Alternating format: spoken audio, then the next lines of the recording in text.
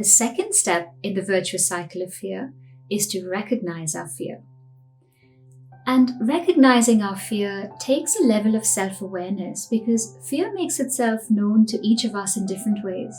For some of us, we may feel guilty when we have a fear that we are not worth something. Therefore, if we have just received praise, or we have just received a result that we wanted, or we have received even wealth, it might lead to feelings of guilt.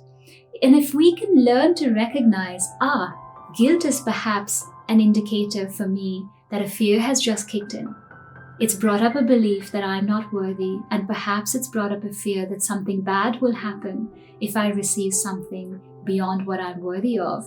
We start to notice that guilt is taking us down a path of fear. For some of us, it may take the form of anger, because the anger may be saying to us, I'm not powerful in this situation. And if we buy into that belief, it'll take us down a path of either trying to defend ourselves or attack others, essentially distancing us from the power that we do have in any situation. So recognizing some of our emotions, recognizing some of the thoughts that we may have in particular situations.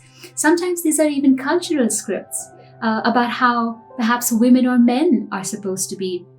Sometimes it may have to do with a self-perception to say, for example, one that I'm aware of and I can recognize it now. One of the fear thoughts that speaks to me is, I am not an authority. So who am I to share my wisdom? Who am I to stand on a stage and speak? Who am I to deliver anything of value?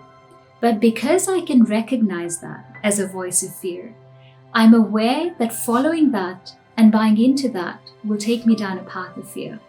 But because I see it for what it is, I am free to then move on to the next step in the virtuous cycle of fear.